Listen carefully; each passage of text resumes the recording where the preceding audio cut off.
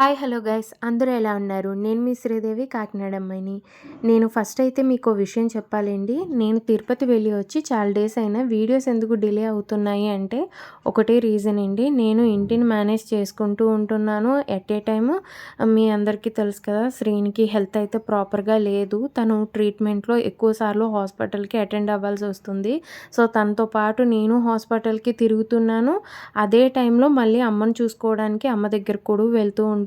ఈ అన్ని పనులు చేయడం వలన నాకు వీడియో ఎడిటింగ్‌కి అస్సలు టైం దొరకట్లేదు. ఇంకా వాయిస్ ఓవర్ ఇవ్వడానికి అసలే దొరకట్లేదనమాట టైము. అందువల్లనే నేను వీడియోస్ అనేది చాలా డిలే చేసేసానండి. ఇంక ఈ వీడియోస్ అన్నీ కూడా తొందరగానే అప్లోడ్ చేసేస్తానని అయితే చెప్తున్నాను. ఇంక ఇప్పుడు మీరు చూస్తున్న వీడియో అయితే మాత్రము మేము తిరుమల కొండ మీద నుంచి కిందకొచ్చే రోజనమాట. ముందు రోజు నైట్ అయితే అనుకోని కొన్ని విషయాలు జరిగాయి. బట్ దేవుడి దయ ఎప్పుడూ మాతో ఉండడంతో కాటేజ్‌లో చక్కగా ఒక రూమ్ వచ్చింది. రూమ్‌లో లగేజ్ అంతా పెట్టేసి బయటికెళ్ళి ఫుడ్ తిని మంచిగా చుట్టుపక్కల ఏరియా అంతా కూడా తిరిగేసి రూమ్‌కొచ్చిన తర్వాత ఫ్రెష్ అప్ అయిపోయి బాగా పడుకొని ఇంకా మార్నింగ్ 8:30కి అయితే మేము రూమ్ వెకేట్ చేసామండి.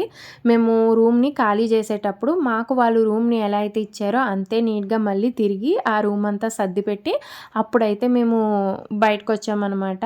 ఈ కాటేజ్ అయితే మాత్రం మేము ఒక్కరోజు నైట్ మాత్రమే స్టే చేసాము. ఇంకా మార్నింగ్ మేము వెకేట్ చేసేసేటప్పుడు కీస్ హ్యాండ్ ఓవర్ చేయాలి కదా! హ్యాండ్ ఓవర్ చేశాక ఆన్‌లైన్‌లో క్యాప్చర్ చేయాలి ఫేస్ అనేది.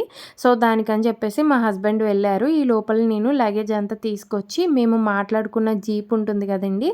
అందులో అయితే పెట్టాము. ఈలోపు మా హస్బెండ్ కూడా వచ్చేసాడు. తను రాగానే మేము తిరుమల కొండ మీద నుంచి కిందకి వెళ్ళడానికని స్టార్ట్ అయిపోయాము. ఈ విధంగా మా తిరుమల తిరుపతి ట్రిప్ అయితే కంప్లీట్ అయ్యిందండి. మేము ఈ జీప్‌ని ముందు రోజు నైట్ అయితే మాట్లాడుకున్నాము. యాక్చువల్‌గా మేము కొన్ని ప్లేసెస్‌ని విజిట్ చేయాలి అనుకుంటున్నాము. సో వాళ్ళ దగ్గర ప్యాకేజ్‌లు ఉంటాయి కదండీ! అలా మేము ఒక ప్యాకేజ్ అయితే తీసుకున్నామనమాట.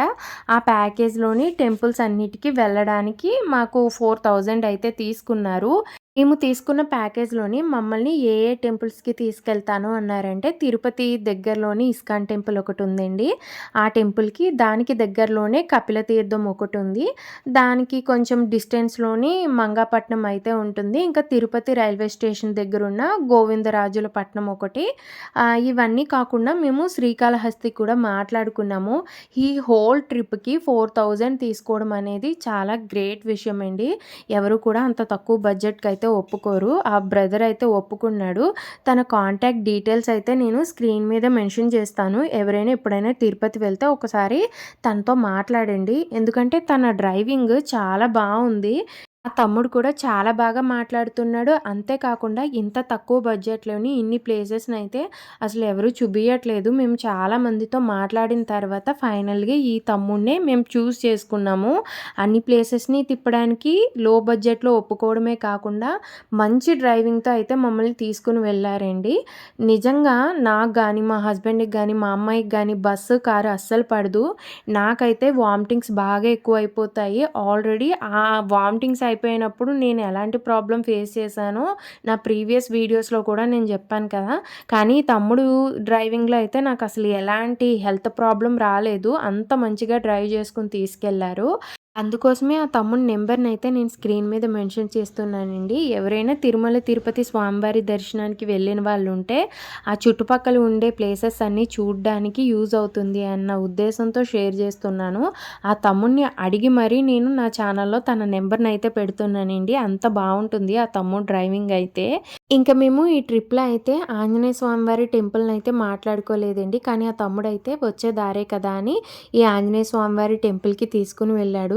ఈ ఆంజనేయ స్వామివారి టెంపుల్‌లో అయితే గంట కడుతున్నారండి. ఏదైనా కోరిక కోరుకుని గంట కడితే మనకి ఆ కోరిక అనేది నెరవేరుతుందంట. చాలామంది అలా గంట కడుతున్నారు.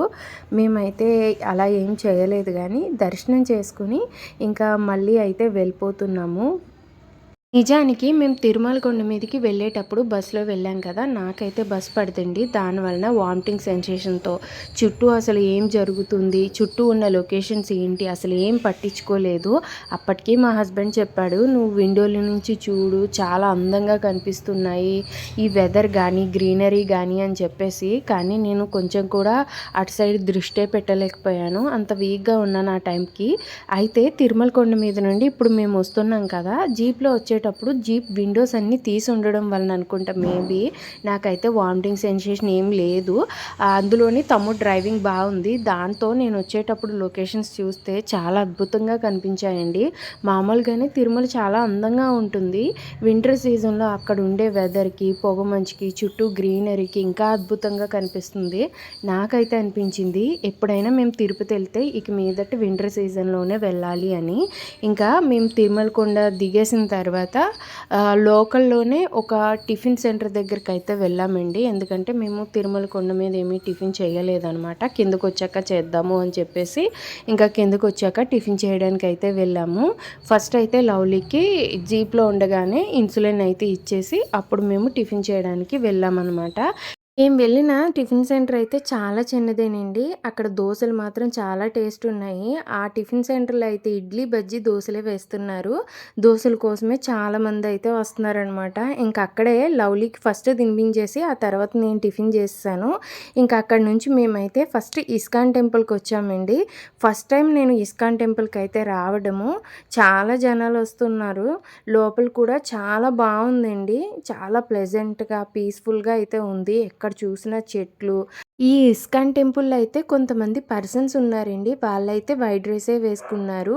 వాళ్ళు గోవిందనామాలు పెట్టుకుని ఉన్నారు. చాలా రెస్పెక్ట్ఫుల్గా మాట్లాడుతున్నారు. వాళ్ళ మెడలో అయితే పూసల మాల లాంటిది ఒకటి ఉందన్నమాట. ఆ మాల వేసుకునే వాళ్ళు చాలా నిష్ఠగా ఉంటారు అని తెలుసు, కానీ అది అందరూ వేసుకుంటారా, కొంతమందికే పరిమితమైందా ఏంటి అనేది నాకు అసలు తెలీదు. మీలో ఎవరికైనా తెలిస్తే అది కమెంట్ చేయండి. ఎందుకంటే మేమున్న ప్లేస్లో కూడా కొంతమంది ఇలా వేసుకుంటూ ఉండే వాళ్ళని చూశాను. మా అమ్మని ట్రీట్ చేసిన డాక్టర్ గారు కూడా వేసుకునేవారు. కానీ అడిగితే బాగుంటుందా బాగోదా అని నేను ఎప్పుడూ అడగలేదు. కానీ ఇక్కడ అందరూ అలాగే ఉన్నారనమాట. వారిని చూస్తే నాకు ఒక్కటైతే అర్థమైంది. వారైతే అచ్చమైన తెలుగులో మాట్లాడుతున్నారు. ప్రతి పర్సన్కి రెస్పెక్ట్ ఇస్తున్నారు. అంతేకాకుండా వారు ఎక్కువగా కృష్ణనామాలని జపిస్తూ ఉంటున్నారనమాట. ఇంకా ఇక్కడైతే మమ్మల్ని వీడియో తీయొద్దు అని చెప్పారు. అందుకోసమే మేము దూరం నుంచి జూమ్ చేసి చూపిస్తున్నామన్నమాట. ఈ ఇస్కాన్ టెంపుల్లో అయితే రాధాకృష్ణులు సమేతంగా ఉన్నారండి. కృష్ణుడు ఆయన భార్యని అయితే చాలా చాలా చక్కగా రెడీ చేశారు. చాలా ముద్దుగా ఉన్నాయి విగ్రహాలన్నీ కూడాని. వీడియో తీయొద్దు అన్నారని ఎక్కువసేపు వీడియో తీయలేదు. మళ్ళీ మేము రూల్స్ పాటించలేదు అని అనుకుంటారేమో, మన సబ్స్క్రైబర్స్కి చూపిద్దామని చెప్పేసి ఏదో కొంచెంగా జూమ్ చేసి వీడియో తీసాం అంతే అండి. ఇంకా బయటకు వచ్చాక ప్రసాదాలు అయితే ఉన్నాయి. ప్రసాదాలు చాలా రకాలే ఉన్నాయి. మేము కొన్ని తీసుకున్నాము. చాలా టేస్టీగా కూడా ఉన్నాయి. ఇక్కడైతే చాలా స్టాల్స్ ఉన్నాయి లోపల. అంటే దేవుడు విగ్రహాలు అమ్మేవి, లేదంటే బట్టలు లాంటివి అమ్మేవి, లేదా బుక్స్ అనమాట. బుక్స్ అయితే భగవద్గీత నుంచి మనకి కృష్ణుడికి సంబంధించిన లీలలు ఇలాంటివన్నీ రకాల బుక్స్ అక్కడైతే దొరుకుతున్నాయండి.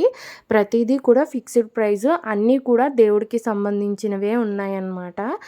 బాగున్నాయండి. నాకైతే అన్నీ నచ్చాయి. కాకపోతే ప్రైజెస్ విషయంలోనే నేను ఇంకా తీసుకోలేదు అంతే.